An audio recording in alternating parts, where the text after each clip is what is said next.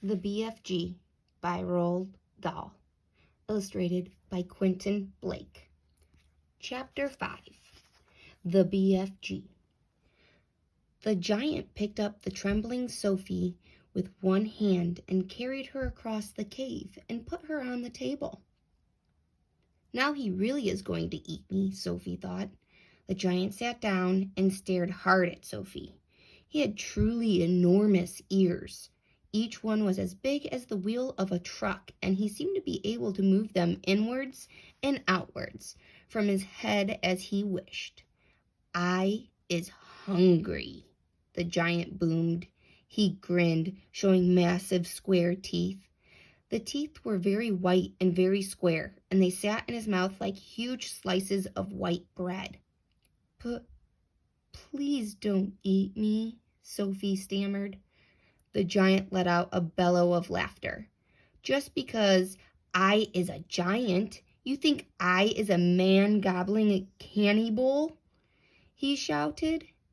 "You is about right. Giants is all cannibal and murderful, and they does gobble up human beings. We is in giant country now. Giants is everywhere around. Out there, us has the famous bone-crunching giant. Bone-crunching giant crunches up 2 whoopsie-whiffling human beings for supper every night. Noise is ear-bursting. Noise of crunching bones goes crackety-crack for miles around." "Ouch," Sophie said. "Bone-crunching giant only gobbles human beings from turkey," the giant said. "Every night, Bone Cruncher is galloping off to Turkey to gobble Turks." Sophie's sense of patriotism was suddenly so bruised by this remark that she became quite angry. "Why Turks?" she blurted out. "What's wrong with the English?"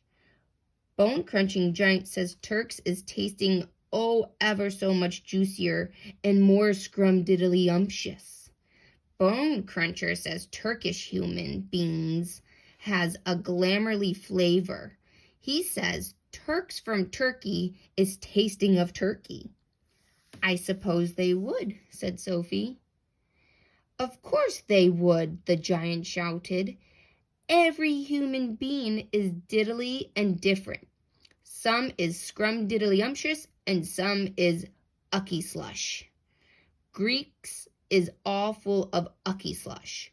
No giant is eating Greeks, ever." "Why not?" Sophie asked. "Greeks from Greece is all tasting greasy," the giant said. "I imagine that's possible too," Sophie said. She was wondering with a bit of a tremble what all this talking about eating people was leading up to.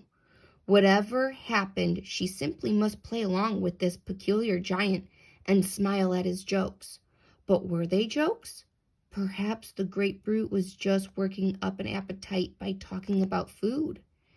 "As I am saying," the giant went on, "all human beings is having different flavors. Human beings from Panama is tasting very strong of hats." "Why hats?" Sophie said. "You is not very clever," the giant said, moving his great ears in and out. "I thought all human beings is full of brains, but your head is emptier than a boondoggle." "Do you like vegetables?" Sophie asked, hoping to steer the conversation towards a slightly less dangerous kind of food. "You is trying to change the subject," the giant said sternly. "We is having an interesting babblement about the taste of the human being." "The human being is not a vegetable." "Oh, but the bean is a vegetable," Sophie said. "Not the human being," the giant said. "The human being has 2 legs, and a vegetable has no legs at all." Sophie didn't argue anymore. The last thing she wanted to do was to make the giant cross. "The human being," the giant went on, "is coming in dillions of different flavors. For instance, human beings from Wales is tasting very whooshy of fish. There is something very fishy about whales. You mean whales? Sophie said. Whales is something quite different. Whales is whales, the giant said. Don't gobble funk around with words. I will now give you another example. Human beings from Jersey has a most distinguishable woolly tickle on the tongue.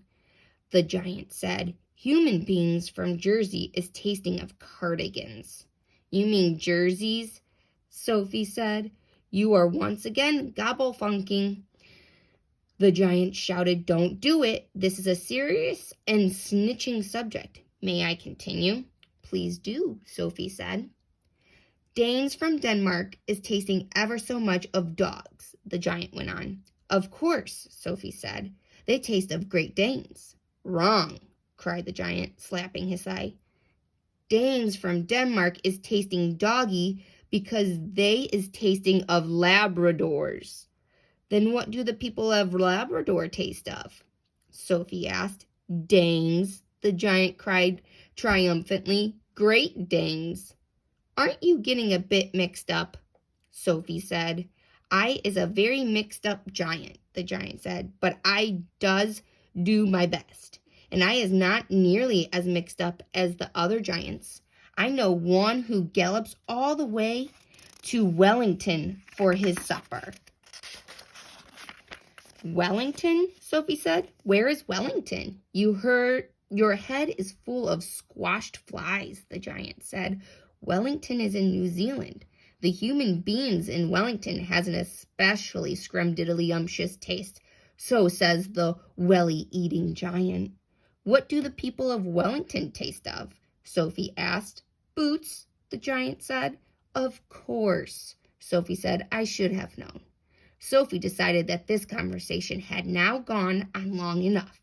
If she was going to be eaten, she'd rather get it over and done with right away than be kept hanging around anymore.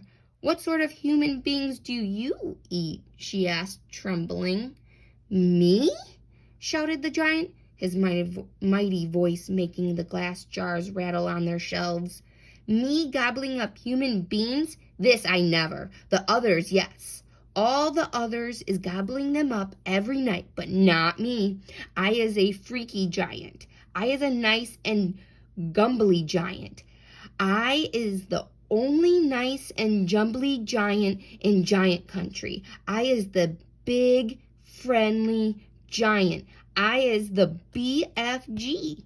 What is your name? My name is Sophie, Sophie said, hardly daring to believe the good news she had just heard.